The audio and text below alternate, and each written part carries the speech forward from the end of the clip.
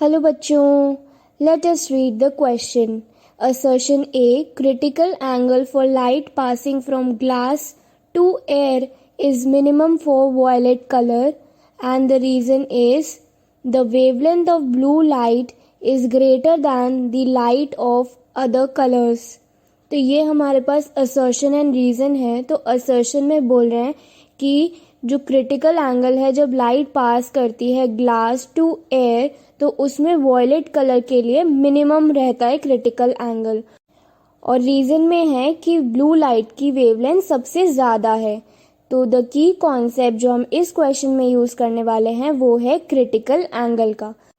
तो जब हमारी लाइट डेंसर मीडियम से रेरर मीडियम की तरफ जाती है, then at a certain angle वो जो लाइट रे है वो दूसरे मीडियम में जाने की बजाय उसी मीडियम में रिफ्लेक्ट हो जाती है, तो उसको कहते हैं क्रिटिकल एंगल.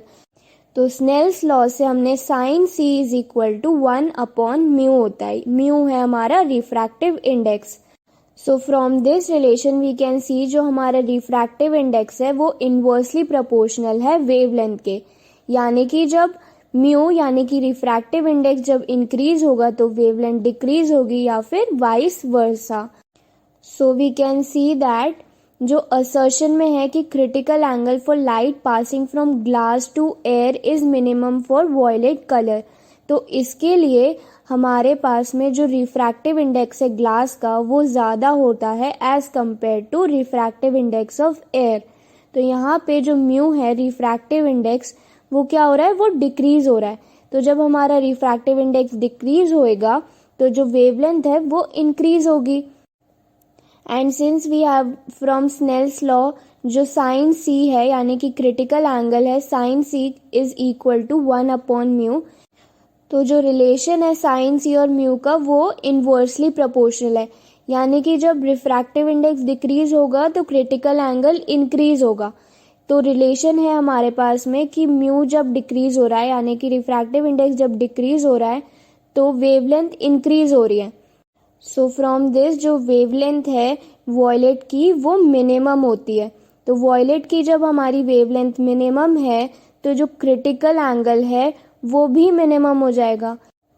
बिकॉज जो हमने रिलेशन स्टैब्लिश किया है sine C is equal to 1/μ और 1/μ है इनवर्सली प्रोपोर्शनल टू वेवलेंथ. तो साइन सी डायरेक्टली प्रोपोर्शनल हो जाता है वेवलेंथ के. तो जब हमारी वॉयलेट की वेवलेंथ कम हुई रिफ्रैक्टिव इंडेक्स बढ़ गया और साइन सी जो है वो डायरेक्टली प्रोपोर्शनल हो जाता है वेवलेंथ के. Thus critical angle is minimum for violet colour. And therefore we can say जो हमारा असर्शन है वो ट्रू हो जाता है. The assertion is true. अब let us see the reason. और रीजन में है कि ब्लू लाइट की जो वेवलेंथ है वो ग्रेटर है अदर कलर से. तो ये जो स्टेटमेंट है वो फॉल्स है बिकॉज जो रेड लाइट होती है उसकी सबसे ज़्यादा वेवलेंथ होती है. तो red light has the greatest wavelength. तो जो रीज़न है वो फॉल्स है. दस द रीज़न गिवन कि जो wavelength of blue light is greater than the light of other colours ये एकदम फॉल्स स्टेटमेंट है. तो we write this as false statement. Thus जो गिवन ऑप्शंस हैं इसमें ऑप्शन नंबर जो सी है is the correct option. A is true but R is false.